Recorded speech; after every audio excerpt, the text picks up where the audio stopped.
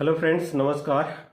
आज हम लोग इस वीडियो के माध्यम से चर्चा करेंगे कि मार्केट में जो कैल्शियम जेल उपलब्ध हैं उनका कहाँ पे इस्तेमाल करना है, कितने तरह के कैल्शियम जेल होते हैं, क्या उनमें डिफरेंस है, आखिर ये बाकी का जो नॉर्मल कैल्शियम है उससे क्यों अलग है और इसको कितना डोज दिया जा सकता है, कितने इंटरवल पे देना चाहिए और क्या ये जानलेवा हो सकता है। इन सारी चीज़ों की चर्चा हम इस वीडियो के माध्यम से आज डिटेल में करने वाले हैं। तो सबसे पहले मैं बता दूं, जो कैल्शियम जेल है, जेल आखिर क्यों बना, इसके पीछे कारण क्या है, तो आप लोगों को जान लेना चाहिए। जो कैल्शियम आता है जेल के फॉर्म में वो आयनिक कैल्शियम होता है, यानी कि कैल्शियम आयन उसमें रहता है, ना कि वो उसको टूट करके फिर कैल्शियम आयन में बनना होता है। तो just as a ionic calcium रहता है। और आयनिक कैल्शियम जो है एक तरह से इस तरह का कैल्शियम होता है जिसको इंटेस्टाइन से एब्जॉर्प्शन होने के लिए रिसेप्टर की आवश्यकता नहीं होती है। यानी कहने का मतलब ये है कि एक सर्टेन कंसंट्रेशन में अगर आंतों में ये कैल्शियम पहुंचता है तो वहां से बिना किसी एक्टिव प्रोसेस के एब्जॉर्ब हो जाता है। ये कैल्शियम की अगर आप बात करें तो आंतों में दो तरह से उसका एब्जॉर्प्शन होता है। एक तो एक्टिव प्रोसेस होता है, दूसरा पैसिव प्रोसेस होता है। पैसिव का मतलब ये है कि बिना किसी माध्यम के, यानी कि कोई रिसेप्टर उसके लिए आवश्यक नहीं होता है। एक सर्टेन कंसंट्रेशन से अगर वो कैल्शियम ज़्यादा रहेगा तो वो आंतों से ऑब्जर्व होके एक्स्ट्रा सेलुलर फ्लूइड में चला जाता है, फिर वो ब्लड में चला जाता है। यानी उसके लिए कोई रिसेप्टर्स की ज़रूरत नहीं है, विटामिन D3 की ज़रूरत नहीं है, डायरेक्टली वो ऑब्जर्व होके आंतों से खून में चला जाता है। तो इसको पैसिव डिफ्यूजन कहते हैं। और पैसिव डिफ्यूजन होने के लिए आयनिक कैल्शियम होना आवश्यक होता है। तो जो नॉर्मल कैल्शियम होता है जो दूध बढ़ाने के लिए गाय को दिया जाता है, कैल्शियम कार्बोनेट होता है, वो आयनिक नहीं होता है। उसको एब्जर्व करने के लिए एक तो पहले उसे टूटना पड़ता है और फिर वो एब्जर्व होने के लिए सर्टेन कंसंट्रेशन से कम होने के बाद भी उसको आंतों में रिसेप्टर्स होते हैं जो एब्जर्व कर लेते हैं। यानी कि यूँ पूछिए कि अगर आयनिक कैल्शियम ऑलरेडी हाई कंसंट्रेशन में है, अगर कंसंट्रेशन की बात करें तो 1 मिलीमोलर कंसंट्रेशन से अगर ज़्यादा रहता है तो ये पैसिवली डिफ्यूज होता है। तो आयनिक कैल्शियम जस्ट लाइक IV होता है, विद इन 30 मिनट ये एब्जॉर्ब हो जाता है और उसके बाद ब्लड में आ जाता है।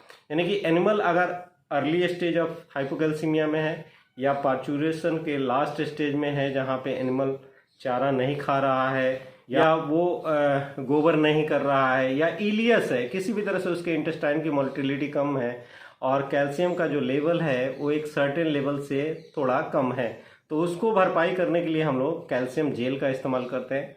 कैल्शियम जेल में भी अगर आप देखेंगे तो मार्केट में दो तरह के कैल्शियम जेल होते हैं। एक कैल्शियम क्लोराइड होता है, दूसरा कैल्शियम प्रोपियोनेट होता है। तो इन दोनों में क्या डिफरेंस है, कौन बेहतर है, ये आपको जान लेना चाहिए। दोनों के प्रोस एंड कॉन्स हैं, यानी कि कुछ बेहतर है तो कुछ नुकसान है। अगर सबसे पहले देखा जाए जो बेस्ट कैल्शियम होता है जेल के फॉर्म में अगर आपको देना है तो कैल्शियम क्लोराइड होता है, क्योंकि आपका जो बेसिक रिक्वायरमेंट है कि जल्दी से कैल्शियम ब्लड में आए और जो हाइपोकैल्सीमिक स्टेट है उसको नॉर्मलाइज करे, तो इसके लिए कैल्शियम क्लोराइड बेस्ट होता है। कैल्शियम क्लोराइड बेस्ट होने के पीछे रीजन ये है कि ये जो कैल्शियम क्लोराइड होता है, एक तो ये हाई कंसंट्रेशन में होता है, 36% होता है। तो जो 1 मिलीमोलर की कंसंट्रेशन इंटेस्टाइन में चाहिए होती है डिफ्यूज कराने के लिए, वो इजीली अचीव हो जाता है। दूसरा इसमें क्लोराइड होता है जो कि एसिडिफिकेशन करता है, सिस्टेमिक एसिडिफिकेशन करता है। तो सिस्टेमिक जब एसिडिफिकेशन होता है तो जो बोन पे कैल्शियम के रिजॉर्प्शन के लिए रिसेप्टर्स होते हैं उनका शेप जो है, यानी कि एनायनिक साल्ट की तरह ये काम करता है, उनका शेप कंफर्म रहता है और उस पर PTH प्रॉपरली काम करता है और फिर कैल्शियम वहाँ से इफ्लक्स होके बोन से सर्कुलेशन में आता है। तो ये डायरेक्टली एक तो कैल्शियम देता ही है, साथ ही साथ इसमें आप देखेंगे तो एसिडिफाई करता है, सिस्टेमिक एसिडिफिकेशन करता है, जिसके चलते कैल्शियम हड्डियों से तेजी से निकल के सर्कुलेशन में आता है। तो दो फायदे हैं इसके, एक तो डायरेक्ट कैल्शियम पैसिवली डिफ्यूज होगा और दूसरा ये सिस्टेमिक एसिडिफिकेशन करेगा। लेकिन इसके साथ समस्या ये है कि ये कैल्शियम क्लोराइड जो होता है ये कोरोसिव होता है, यानी कि इरिटेट करता है, म्यूकोजा को इरोजन कर देता है। तो जब आप खिलाते हैं तो उसके माउथ में या जीआई ट्रैक्ट में वो इरोजन ला सकता है, जिसके चलते एनिमल चारा खाना छोड़ देता है, खाना पीना छोड़ देता है, मुंह में उसके दर्द होने लग जाता है, उसके गले में दर्द होने लग जाता है। तो इसको ओवरकम करने के लिए जो कैल्शियम जेल थे, जेल क्यों बना, आखिर जेल बनाने के पीछे रीजन क्या है? वो लिक्विड में भी बना सकते थे, यानी कि पिलाना आसान होता, जेल को पिलाना डिफिकल्ट होता है। फिर भी जेल बनाने के पीछे रीजन ये है कि जो आयनिक कैल्शियम है, खासकर कैल्शियम क्लोराइड है, उसको अगर आप एक्वस फॉर्म में देंगे तो वो हाईली कोरेसिव होता है, एसिड की तरह होता है। तो वाटर बेस्ड आप सॉल्यूशन नहीं बना सकते हैं, इसलिए ऑयल बेस्ड सॉल्यूशन बनाया गया और उसको जेल में कन्वर्ट किया गया, जिससे उसकी कोरोसिव जो एक्टिविटी थी वो कम हो गई। और जब कोरोसिव एक्टिविटी कम हो गई है तो ये जस्ट लाइक आईवी की तरह काम करने लगा। अगर आप देखेंगे तो ये कोरोसिव एक्टिविटी के चलते ही दूसरा एक और कैल्शियम का जेल आया, जिसे कैल्शियम प्रोपियोनेट कहते हैं। उसमें आप देखेंगे कि जो इरिटेशन है या इरोजन है वो कम होता है। लेकिन जिस तरह से कैल्शियम क्लोराइड काम करता है, जिस स्पीड से कैल्शियम क्लोराइड काम करता है, उस स्पीड से कैल्शियम प्रोपियोनेट काम नहीं करता है, उसका एब्जॉर्प्शन उतना नहीं होता है। एक सबसे बड़ा रीजन ये है कि उसमें जो कंसंट्रेशन कैल्शियम का होता है वो 25% तक ही होता है। तो एक तो जो मिलीमोलार कंसंट्रेशन इंटेस्टाइन में चाहिए होता है वो अचीव नहीं होता है। इसलिए आप लोगों ने देखा होगा जिसमें एनर्जी के साथ आयनिक कैल्शियम है उसका अमाउंट ज़्यादा होता है, 500 ml में वो जनरली आता है जब प्रोपियोनेट के साथ आता है। और हमें प्रोपियोनेट की उस समय ज़रूरत भी नहीं होती है। तो अगर आपको कैल्शियम की आवश्यकता है, जस्ट लाइक आईवी देना है, तो उस समय में प्रोपियोनेट से ज़्यादा बेहतर है कि क्लोराइड करें। तो क्लोराइड का एक मैंने बेनिफिट बताया था कि वो क्लोराइड जो है एसिडिफिकेशन करेगा। यहाँ पे जो कंपनी वाले हैं वो प्रोपियोनेट को as a source of energy बता करके बेच लेते हैं, बट हमें एनर्जी की उस समय ज़रूरत क्या है? अगर मुझे कैल्शियम हाइपोकैल्सीमिया लग रहा है, किसी के इंटेस्टाइन में इलियस है या सब क्लिनिकल हाइपोकैल्सीमिया है, तो वहाँ हमें एनर्जी की ज़रूरत होती ही नहीं है। तो वो बेहतर नहीं है, सिर्फ और सिर्फ इसलिए उसको बेहतर कह रहा है क्योंकि वो इरोजन नहीं करता है। और ये कंपनियों का एक फंडा था, अगर इरोजन नहीं होगा तो उसकी मार्केटिंग ज़्यादा होगी और पब्लिक उसे एक्सेप्ट करेगी। लेकिन जो बेसिक काम है वो उससे आसानी से पूरा नहीं होता है। तो इसलिए अगर आप सही में हाइपोकैल्सीमिया को ट्रीट करना चाहते हैं तो आप वहाँ पे कैल्शियम क्लोराइड को ऑप्ट कर सकते हैं।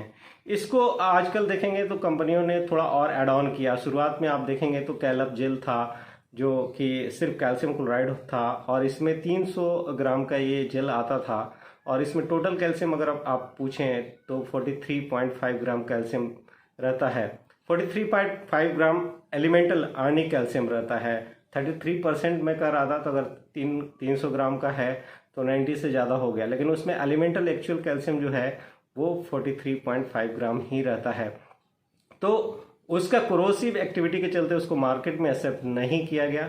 कुछ कंपनियों ने तो एकदम लिक्विड फॉर्म में लाया जो कि पूरे गले को जला देता था, तो उसको फिर से उन लोगों ने शायद विड्रॉ भी कर लिया है। तो कभी भी लिक्विड फॉर्म में रहे, जेल के फॉर्म में ना रहे, तो उस कैल्शियम क्लोराइड को तो आप कतई यूज नहीं करेंगे। अदरवाइज हाइपोकैल्सीमिया तो ठीक हो जाएगा, दूसरी समस्याएं उस एनिमल में आ जाएंगी और वो परेशान हो जाएगा। तो हमेशा जेल बेस में दिया जाता है। कैल्शियम क्लोराइड देने से एक और फायदा है कि कैल्शियम क्लोराइड जब आप पिलाते हैं तो ये इसोफेजियल ग्रुव रिफ्लेक्स जो होता है उसको स्टिमुलेट कर देता है। तो इसोफेजियल ग्रुव रिफ्लेक्स के स्टिमुलेशन से जो कैल्शियम है वो डायरेक्टली एवोमेजम में जाता है। यानी कि अगर एवोमेजम में डायरेक्टली जाएगा तो रूमिनल डाइल्यूशन नहीं होगा, तो प्रॉपर कंसंट्रेशन में आता है और फिर उसका पैसिव ट्रांसपोर्ट हो जाता है, तो इजीली वो ब्लड में आ जाता है। यानी कि उसका डाइल्यूशन रूमेन में होना ही नहीं है, डायरेक्टली वो एवोमेजम में चला जाता है और फिर वहाँ से इंटेस्टाइन के अर्ली पार्ट से ही एब्जॉर्ब हो जाता है और वहाँ पर रिसेप्टर की आवश्यकता नहीं होती है। तो कैल्शियम क्लोराइड का एक ये भी बेनिफिट है। तो मुझे लगता है कि अगर आपको चूज करना है तो आप कैल्शियम क्लोराइड को चूज करें। आजकल आप देखेंगे कि कैल्शियम क्लोराइड के साथ साथ कंपनियां जो हैं उसको एडवांस कर रही हैं। तो या तो कैल्शियम क्लोराइड आयोनिक कैल्शियम सिर्फ लिखते हैं, उसमें बताते नहीं कि क्लोराइड है कि प्रोपियोनेट है, लेकिन जहाँ पे प्रोपियोनेट नहीं लिखा है वहाँ एनर्जी जरूर लिखा रहता है। साथ ही साथ इन लोगों ने क्या किया है, जैसे कि विरवैक ने किया है, उसका 3 का कॉम्बिनेशन लाया है, वो मुझे काफ़ी कन्विंसिंग लगा। इसमें उसने विरवैक ने एक तो कैल्शियम आयनिक रखा है और साथ में मैग्नीशियम का आयन रखा है और उसके साथ साथ फॉस्फोरस का रखा है। फॉस्फोरस का तो मुझे उसका कंसेप्ट नहीं समझ में आता है, लेकिन जो मैग्नीशियम है वो इम्पॉर्टेंट है। होता क्या है कि जैसे मैं कह रहा था कि हड्डियों से कैल्शियम को निकलना है तो उसके लिए सिस्टेमिक एसिडिफिकेशन चाहिए जो कैल्शियम क्लोराइड करता है और रिसेप्टर काम करता है। लेकिन पीटीएच के रिलीज के लिए, पैराथायरॉयड हार्मोन के रिलीज के लिए दो फैक्टर आवश्यक होते हैं, एक लो कैल्शियम लेवल और एडिक्वेट अमाउंट ऑफ मैग्नीशियम। तो अगर सफिशिएंट अमाउंट में ब्लड में मैग्नीशियम नहीं रहेगा तो उस कंडीशन में भी पीटीएच का रिलीज ही नहीं होगा, यानी कि सब क्लिनिकल हाइपोकैल्सीमिया रहेगा तो पीटीएच एक्टिवेट होकर रिलीज होना चाहिए। लेकिन अगर मैग्नीशियम कम है उस कंडीशन में पीटीएच रिलीज नहीं होगा, तो पीटीएच जब रिलीज ही नहीं होगा तो हड्डियों से कैल्शियम निकल के बाहर नहीं आएगा। तो इस सिचुएशन को अगर सॉर्ट आउट करना है तो एडिक्वेट अमाउंट में मैग्नीशियम रहना चाहिए। तो जिन कंपनियों ने मैग्नीशियम ऐड ऑन किया है वो स्मार्ट है।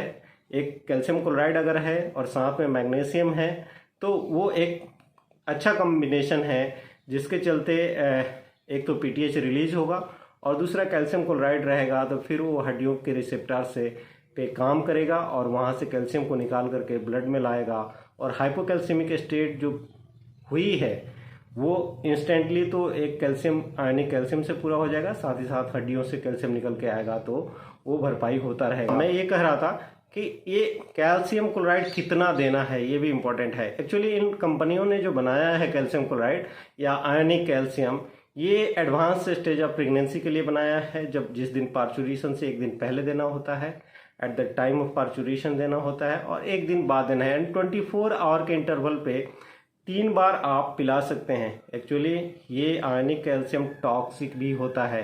अगर आप एक बार में 225 ग्राम से ज़्यादा कैल्शियम आयनिक कैल्शियम दे देते हैं तो एनिमल की डेथ हो सकती है। इसलिए मल्टीपल बोतल और बार बार इसको नहीं देना होता है, सिर्फ मैक्सिमम 3 शॉट ही इसको दिया जाता है और 24 आवर के इंटरवल पे दिया जाता है।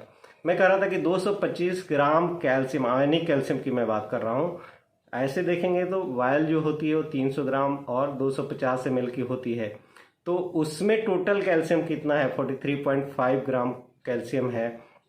तो अगर आप 6 बोतल एक साथ पिला देते हैं, 6 बोतल लगातार पिला देते हैं तो एनिमल मर भी सकता है। तो उस कंडीशन में आपको 3 बोतल से ज़्यादा, वो भी 24 घंटे के अंतर पे ही यूज करना चाहिए। कुछ कंपनियां जो हैं जो प्रोपियोनेट वाली हैं, जिसमें प्रोपियोनेट है वो 12 घंटे के इंटरवल पे भी करती हैं, लेकिन 24 घंटे से पहले इसका इस्तेमाल करना नहीं चाहिए। अगर आप कैल्शियम क्लोराइड यूज़ कर रहे हैं तो आप 24 घंटे के बाद ही उसे रिपीट करेंगे। बट ये 24 घंटे के बाद रिपीट करने वाला जो फंडा है ये काविंग के टाइम पे किया जाता है। लेकिन अगर आप एडवांस स्टेज ऑफ प्रेगनेंसी है जहाँ पे गाय जो है गोबर नहीं कर रही है, उसके इंटेस्टाइन में मोटिलिटी नहीं है या खड़े होने में माइल्ड प्रॉब्लम है, एनोरेक्सिया है, उस कंडीशन में अगर आपको देना है तो एक ही शॉट काफ़ी होता है। तो उस कंडीशन में आप कैल्शियम क्लोराइड दे सकते हैं। कैल्शियम क्लोराइड का एक और साइड इफेक्ट है, ज़्यादा सिस्टेमिक एसिडिफिकेशन कर देंगे। अगर एनिमल एनोरेक्सिक है और उसमें बार बार अगर आप ये देंगे तो सिस्टेमिक एसिडिफिकेशन बहुत ज़्यादा होता है, ब्लड का पीएच बहुत कम हो जाता है, तो उस सिचुएशन में एनोरेक्सिया हो जाती है। एसिडोसिस, सिस्टेमिक एसिडोसिस के चलते एनोरेक्सिया हो जाती है।